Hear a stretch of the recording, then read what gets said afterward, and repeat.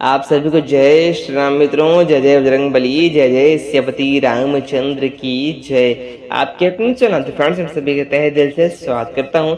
आज हम श्री सीता राम विवाह की वह अद्भुत चौपाई सुनने वाले हैं, जिनके माध्यम से व्यक्ति हर तरह के दुखों से छुटकारा पा जाता है और बहुत शांति प्रतीत करता है और मन प्रफुल्लित हो जाता है। चलिए सीताराम विवाह की अद्भुत चौपाइयाँ, वह अद्भुत दोहे, वह अद्भुत छंद सुनते हैं और साथ ही उनका अर्थ भी जानेंगे कि यह चौपाई, यह छंद, यह दोहे क्या कहते हैं। चलिए शुरू करते हैं। मेरे साथ जरूर बोल दें, जय जय सियापति रामचंद्र की जय। चली ल्याय सितहि सखी सादर सजी सुमंगल भवनी, नव सप्त साज सुंदरी सब मक्त कुंजर गमनी। कल गान सुनि मुनि ध्यान तेगहि काम कोकिल लजहि, मंजिर नुपुर कलित कंकन तल काल गति पर बजहि। सुंदर मंगल के साथ सजकर रानीवास की स्त्रियां और सखियां आदर सहित सीता जी को लेने चलने लगी। सभी सुंदरियां 16 श्रृंगार किए हुए मतवाले हाथियों की चाल से चलने लगी। उनके मनोहर गान को सुनकर मुनि ध्यान छोड़ देते हैं और कामदेव की कोयलें भी लाज बचाते फिरती इधर से उधर।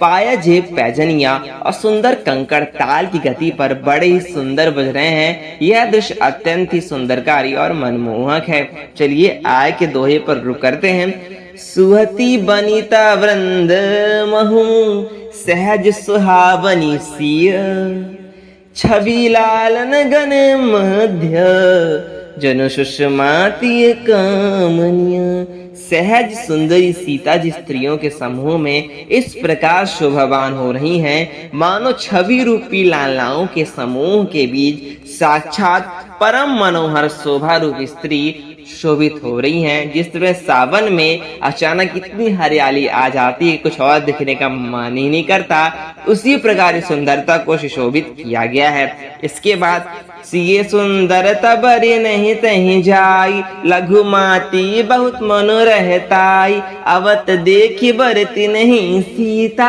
रूप रास सब भांति पुनीता। सीता जी की सुंदरता का वर्णन नहीं हो सकता, क्योंकि बुद्धि इसके लिए बहुत ही छोटी है और मनोहर बहुत ही बड़ी। रूप की राशि और सब प्रकार से पवित्र सीता जी को बारातियों ने आते देखा।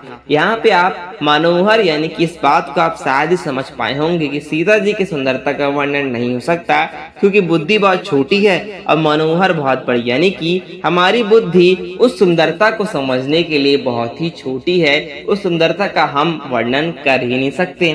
आगे चौपाई पर रुक करते हैं मित्रों। सभी मन ही मन किए प्रणाम, देखे राम भय पूरन कामा, हर्षे दशरथ सुत नहीं समेता, कहीं ना जाए और अनुद जेता। सभी ने उन्हें मन ही प्रणाम किया। श्री रामचंद्र जी को देखकर सभी पूर्ण काम और कृत्य हो गए। राजा दशरथ जी पुत्रों सहित बहुत ही हर्षित हुए। उनके हृदय में जितना आनंद था वह कहा नहीं जा सकता, उसका वर्णन नहीं किया जा सकता।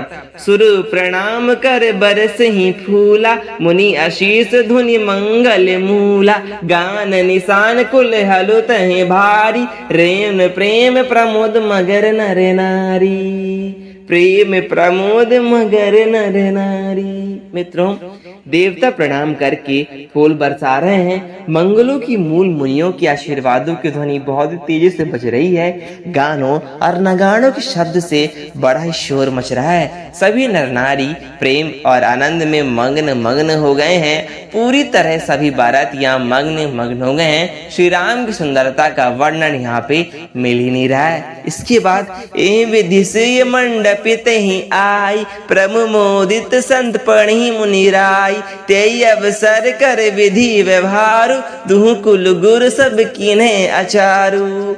मित्रों, इस चौपाई को एक बार और सुने। यही विधि से मंडप तही आई, प्रभु मोदित सही पढ़ी पुनिराय, ते अवसर कर विधि व्यवहार, दुह कुल गुरु सब कीन्हे आचारू। यह चौपाई क्या कह रही है, चलिए इस पर नजर डालते हैं।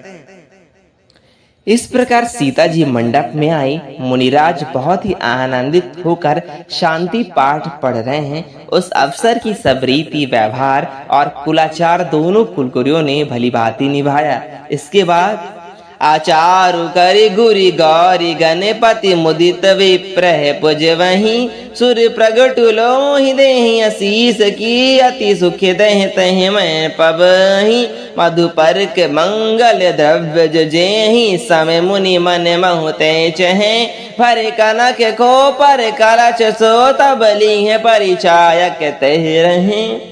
कुलाचार करके गुरु जी प्रसन्न होकर गौरी जी, गणेश जी और ब्राह्मणों की पूजा करा रहे हैं, अथवा ब्राह्मणों के द्वारा गणेश और पूजा जी करवा रहे हैं। देवता प्रकट होकर पूजा ग्रहण करते हैं और तुरंत आशीर्वाद देते हैं और अत्यंत ही सुख प्राप्त कर रहे हैं। मधुपर्क आदि जिस किसी भी मांगलिक पदार्थ की मुनि जिस समय भी मन में चाह मात्र कर देते हैं, सेवागण उसी समय सोने की सुंदर परतों की थाली में उस पदार्थ को उपस्थित उसी क्षण कर देते हैं। श्री राम विवाह में ऐसी व्यवस्था थी। इसके बाद आगे चौपाई पर हम रुक करते हैं। कुल रीति प्रीति समेत रवि कहीं देते साबु सादर कियो एहि भांति देव पुजहि सीते ही सुभग सिंहासन ते दियो दिए राम अवलोकनी परस प्रेम कहूँ लखी तह तह तह तह परे मन बुद्धि बर बानी अगोचर प्रगट का भी कैसे करे।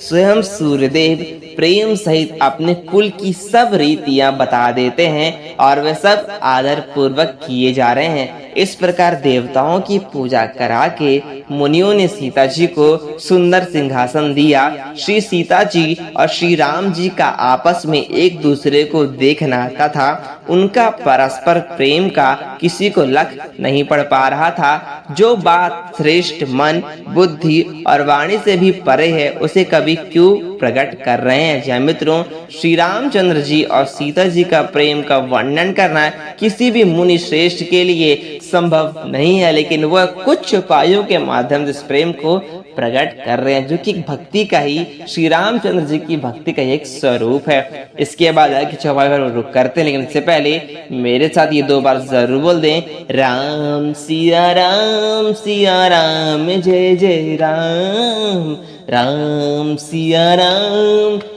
राम जय जय राम। होम समय तनु धरी अनुल आति सुख अहुति लेहि विप्रवेश धरी वेद सब कहीं विवाह विधि तह देहि। हवन के समय अग्निदेव शरीर धारण करके बड़े ही सुख से आहुति ग्रहण करते हैं। देखिए मित्रों, इस श्री रामचंद्र जी की विवाह में अग्निदेव स्वयं, हालांकि वो देवी हैं, उनके माध्यम से आग जलती है, लेकिन वह स्वयं धरती पर आकर आग को ग्रहण करते हैं और श्री रामचंद्र जी के विवाह का एक अहम अनुज और धारण करते हैं। और सारे वेद ब्राह्मण वेश धारण करके विवाह की विधियां भी बताते हैं। आखिर क्यों ना श्री रामचंद्र जी त्रिलोक के स्वामी का विवाह एक मनुष्य रूपी में हो रहा है, तो सब आनंदित होकर इस भक्ति का लाभ क्यों ना उठाएं। चलिए आगे चौपाई पर रुक करते मित्रों। जनक पट महेशित है जग जानी सीये मात किमि जाय बखानी सुजूस सुकृत सुंदर तहि ताहि सब समेट विधि रची बनाई। जानकी जी की जगविख्यात पटरानी और सीता जी की माता का बखान तो ही कैसे सकता है।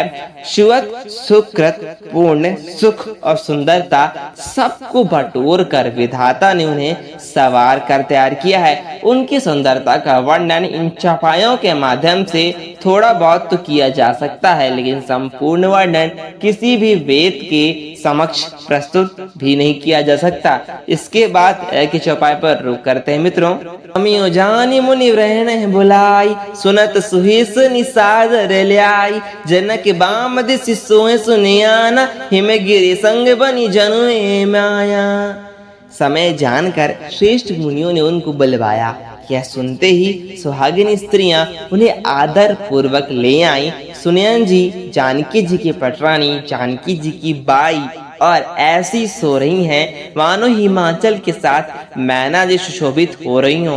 यानी कि सीता जी की भाई जिन्होंने उनको सजाया वो भी और बाकी सभी जो भी वहाँ की काम करने वालियां थीं इतनी सुंदर प्रतीत हो रही हैं, तो सीता जी की सुंदरता का वर्णन कैसे लोग करेंगे।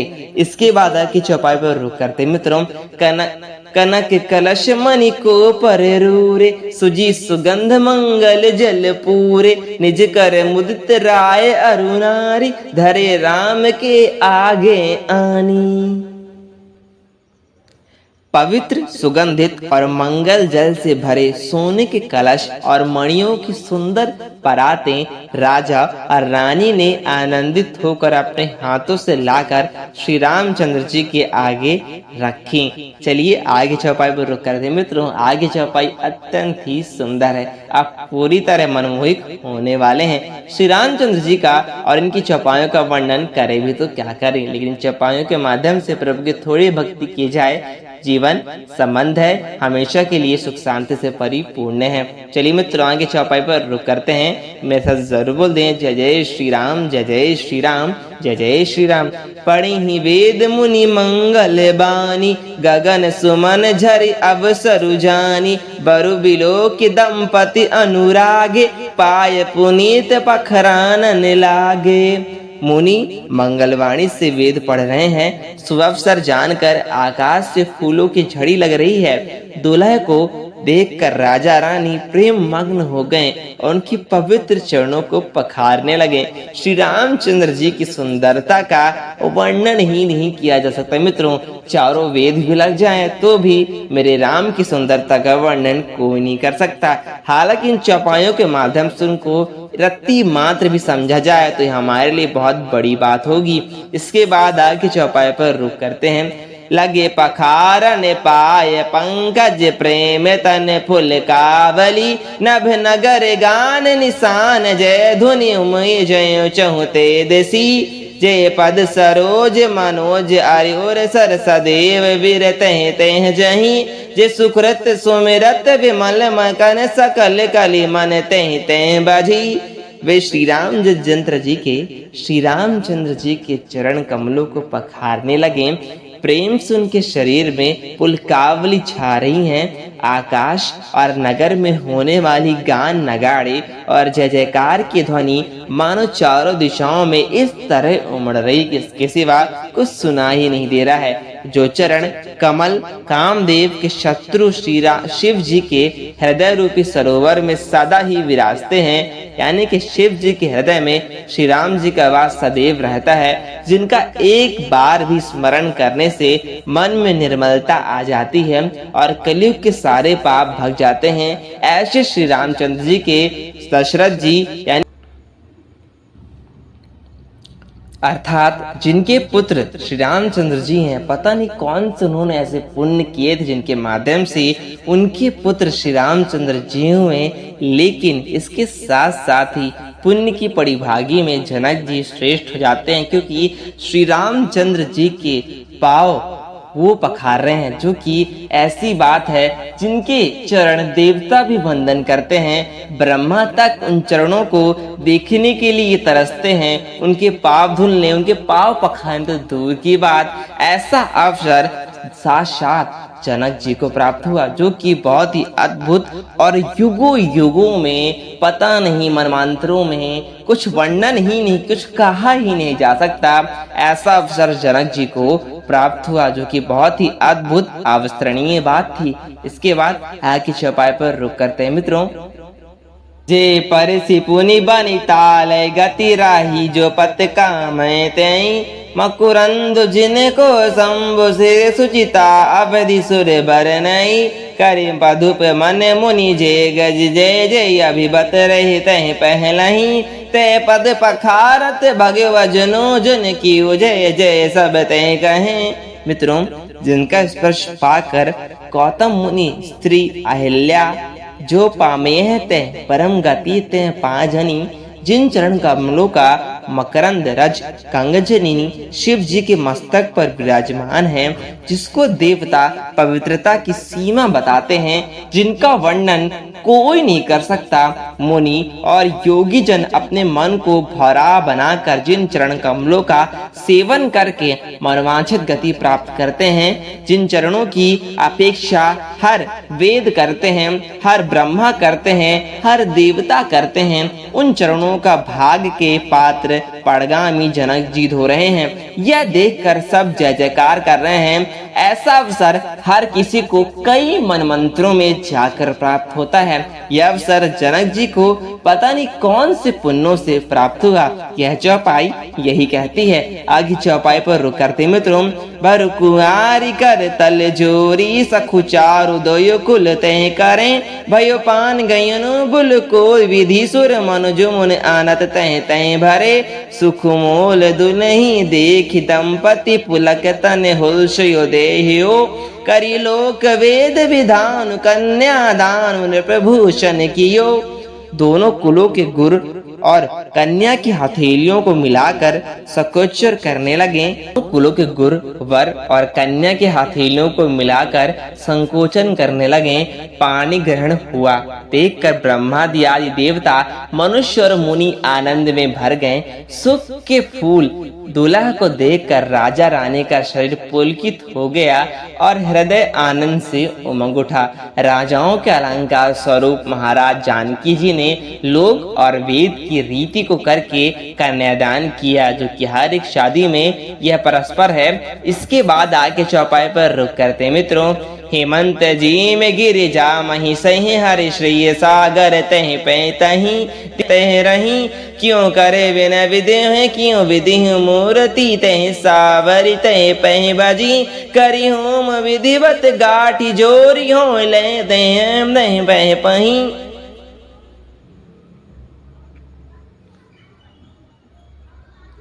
हेमंत जी में गिरिजा मही सही हरि श्री सागर दे डही, तिमि जनक रमही सिय समर्पी विश्व कल कीर्ति ते नई, क्यों करे बिनहि विधि हूँ क्यों विधि हूँ मूर्ति तह सावरी, हरि ओम विधिवत गाठी जोरी हो लगी भावरी। जैसे हिमवान ने शिव जी को पार्वती जी और सागर ने भगवान विष्णु को लक्ष्मी जी दी थी, वैसे ही जनक जी ने श्री रामचंद्र जी को सीता जी समर्पित की थी, जिससे विश्व में सुंदर नवीन कीर्ति छा गई। विदेह जनक जी कैसे विनती करें, उस सावली मूर्ति ने तो उन्हें सचमुच विदेह देह की सुदबुद से रहित कर दिया था। विधि पूर्वक हवन करके गठ जोड़ी की गई और भावरे होने लगे लोग। मित्रों, यह दृश्य ऐसा था जिसका वर्णन किया ही नहीं जा सकता। आगे चौपाई पर रुक करते हैं। जय धुनि बंदी वेद धुनि मंगल गान निशान, सुनि हर सही बर सही विबुध सुर तरु सुमन सुजान। जय ध्वनि बंदी ध्वनि वेद ध्वनि मंगल गान और नगान, ध्वनि सुनकर चतुर्देव गण हर्षित हो रहे बाण, हर्षित हो रहे बाण।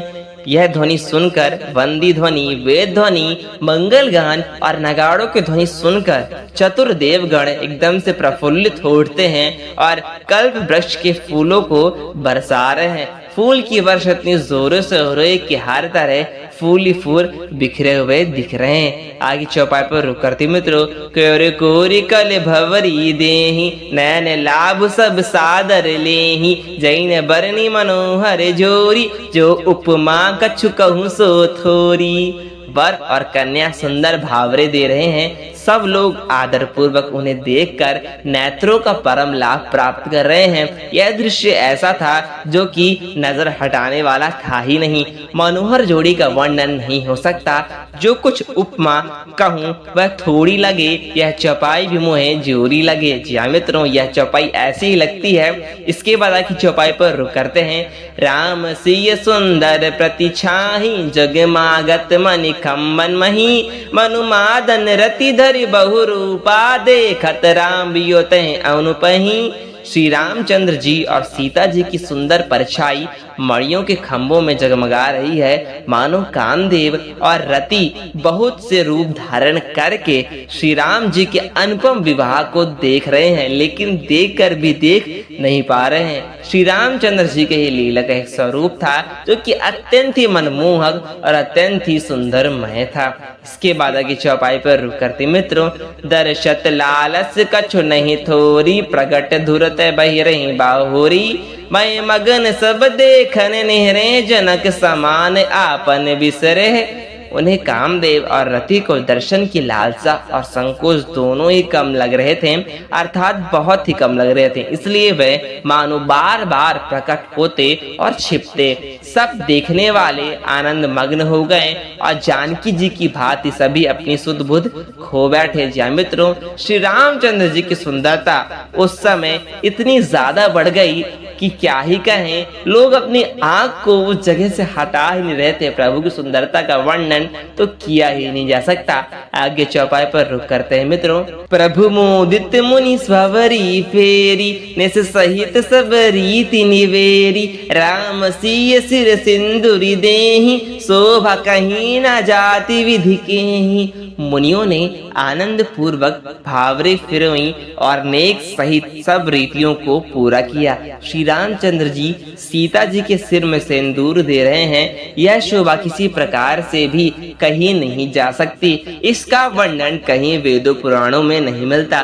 कुछ उपायों के माध्यम से यह सुशोभित जरूर होता है, लेकिन श्री रामचंद्र जी की यह भावनी अत्यंत ही मनमोहक और अविस्मरणीय, आनंद पूर्वक और 8 चौपाइयों से परिपूर्ण थी। चलिए आगे चौपाई पर रुक करते मित्रों, अरुण पराग जलियों भरिनी के, ससिही भूस आही लोभ अमी के, बहुरे वशिष्ठ दीन ही अनुशासन, भरु दुल्हनी बैठे एक आसन। मानो कमल को लाल पराग से अच्छी तरह भरकर अमृत के लोभ से साफ चंद्रमा को सुशोभित कर रहा है। यह श्री रामचंद्र जी के हाथ को कमल की सिंदूर की पराग की, श्री राम की श्याम भुजा को शाप की सीता जी के मुख को चंद्रमा की उपमा दे रहा है। फिर वशिष्ठ जी ने आज्ञा दी, तब दूल्हा और दुल्हन एक आसन पर बैठे। मित्रों, यह वर्णन किया ही नहीं जा सकता। श्री रामचंद्र जी की कोई भी लीला का वर्णन करना असंभव है, लेकिन चौपाइयों के माध्यम से उन दृश्यों को सुशोभित किया जा सकता है और आनंद और शांति की अनुभूति की जा सकती है। इन चौपाइयों के माध्यम से यही बताया गया है। आगे चौपाई पर रुक करते मित्रों, इससे पहले मेरे साथ सियापति रामचंद्र की जय। जय जय सियापति रामचंद्र की जय।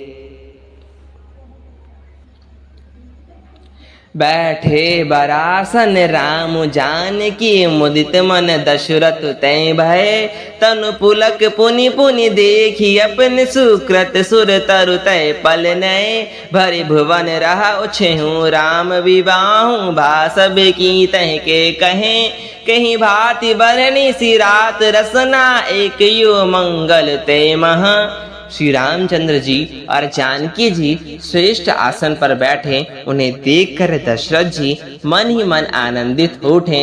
अपने सुकृत रूपी कल्प वृक्ष में नए फल आए देखकर उनका शरीर बार बार पुलकित हो रहा था, अर्थात उनके घर में एक नए सदस्य का आगमन हो रहा था, जिसे देखकर दशरथ जी आनंदित हो उठते हैं। 14 भवनों में उत्साह भर गया। सबने कहा कि श्री रामचंद्र जी का विवाह हो गया। जीव का यह एक वाक्य और यह अमंगल भवन सुनकर अयोध्या में नच नगाड़ा बजने लगा। हर तरफ जोरों शोरों से नगाड़े बजने लगे।